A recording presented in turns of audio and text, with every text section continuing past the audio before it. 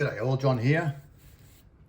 Hopefully I can keep this video relatively short today, but I'm just talking about fitting tyres to the new Carrera NextGen NASCARs. I've got a digital version of one of the NASCARs here, very nice. You probably would have seen Dave's video from MrSlotcar. Shout out to you, Dave. He is a true scientist and he's far more patient than I am. So what Dave did was he made a tyre to fit the strange rim or wheel size that Carrera have introduced with this new model of NASCAR. And I'll explain what I mean by that. If you look at, it's probably a bit hard to see, but this is a stock, I've just extracted the rear running gear from the car itself, popped it out. You can see this is the stock Carrera tyre that comes with this car. All I've done here is just scrubbed it up a bit, so that's why it probably looks a bit smooth there. But it's hard to see, but between the wheel insert and the tyre itself, the wall of the tyre, there is a gap. So even on this stock tyre, the wall of the tyre is not truly supported by the outside of the rim or the wheel itself. And the reason for that is, well, this is a symmetrical tyre, so the wall, I guess the profile of the tyre is the same on both sides. So this tyre doesn't quite fit correctly on the actual, what I previously thought did fit correctly, but after closer inspection it doesn't. But this is exacerbated on the inside of the tyre, a wheel you can see here. It's probably a bit hard to see if I get the focus right. There is a massive gap there. So that's nearly a 1 millimeter gap there between the rim and the wall of the tyre. So if I press that, you can see the inside wall of the tyre is not really very well supported, and even on the outside there's a bit of not much support there as well. So and the reason why I wanted to show you this is that if I rip the tyre off, you can see that the diameter of the outside of the rim here is larger than the inside, so it's asymmetrical. And you can see the way Carrera's manufactured these wheels. They're future-proofing it for themselves, but making it very challenging for slot car tyre makers, where the inserts can actually be snapped in and out and replaced with probably different ones for different type of cars. But you can see here the actual wheel itself, it has these large steps to allow for the clips for those inserts. So there's large gaps within the actual wheel itself that don't necessarily support the tyre. Probably not a big deal because it's only a third of the way around, and it's fully supported on the outside. Probably the most important part of the wheel, but some would argue. But yeah, so the problem I wanted to solve is, I guess, the lazy man's version of what Dave from MrSlotcar did. So he made a tyre to fit this perfectly. So 3D printed his mold. Fantastic video. Really appreciate you putting the effort into doing that and showing us, Dave, but far too much effort for me. I'm a lazy. But yeah, so my approach is to 3D print little spaces both for the outside of the insert and also for the inside of the wheel. And I'll share those files in the 3D print files in the description below, so check that out.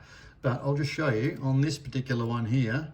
I've already fitted the inserts, and I've printed it using an orange filament so you can actually see it for the video. But you can see the very fine, all this is a very fine spacer there that, I haven't glued them in yet, but I will glue them once I print them in black for all these cars I've bought. But it just supports that tyre, well, it will once it's glued in properly, so much better, right out to the edge. And similarly on the inside, it's much larger, that gap. And so again, 3D printed an insert for that. It just has a little split there, so you can just get it over the axle and push that into place and glue it. But I've printed some more here just for the video. Oh yes, kids, don't play with scissors, or be very careful when you're using scissors. I was changing some filament, and yes, finger got in the way. But you can see how, probably very difficult to see, but you can see because of how fine, and I was a bit lazy, again lazy, the theme of this video, I couldn't be bothered changing my 3D printer nozzle from a 0.4mm nozzle to a 0.2, because I do have the finer 0.2mm nozzle, which would have been perfect for this. But I left it at 0.4, and typically when a filament FDM printer does a layer change, so it prints from the bottom to the top, layer by layer, there is actually a point where the printing head will stop and then move up and then start printing again, and that leaves these little blobs, if you like. So you can sort of disguise those, but the fact is this is so fine I didn't want to fiddle around with it too much. But nothing a bit of sandpaper can't fix. So this is some really like wet and dry basically, and you can just, let's see if I can do this without actually breaking it. There you go, job done. That's not too bad. Anyway, this is just a demonstration anyway. I'll do it probably for the others. And so that's for the outside. And this is basically the split ring I've made for the inside. So there's the wheel. If I just get the outside one, this will slip over the top. You'd probably just need a few, toothpick-sized drops of super glue there just to hold that in place. But that's only 1mm wide, so it's enough for the wall of the tyre to rest on. And for the inside, and this is the reason I printed the split in it, so you can just slip it over the axle, and you can drop that over the inside of the rim. So if you look at it this way, again, not easy to see in the video, but the whole objective of this exercise is to make the diameter of the outside of the wheel and the inside of the wheel the same. So if you're fitting a tyre on it, the tyre can be symmetrical, so it doesn't need to be an oddball sort of sized wall on the inside versus the outside. But so that needs to be super glued in place, and that will support the car more, the actual aftermarket tyre. Now in this case here, I showed you this one earlier, I have gone to MrSlotcar in Hallam in Melbourne, Victoria. So shout out to Peter, thank you for your help, sir. So MrSlotcar has an Excel program which is fantastic. It's really very clever. It's got the whole inventory of MJK Australian urethane tyres in it. So all the different sizes, all the different dimensions, and there's 5 parameters that you punch into that program. So you're basically talking about, the size of the wheel width, the wheel width, the tyre on the rim, the width of it.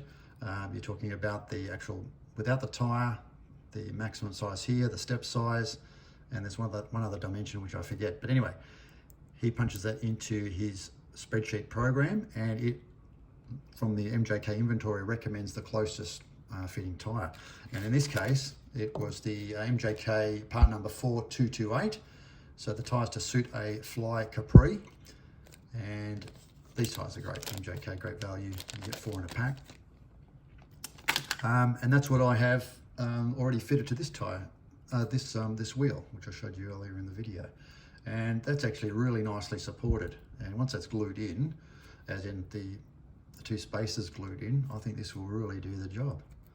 So I will probably leave it there. Again, I bounced a few of these ideas off Dave, MrSlotcar. So Dave, thanks for chatting with me about that. And yeah, I think we might have cracked it with a fairly simple solution. And again, these spaces can be sized based on any future oddball size that Carrera chooses to release, but at least we've sort of got a bit of a prototype going here. But that's all I wanted to cover today. Thank you very much for your time and watching, and I'll see you in the next one. Bye for now.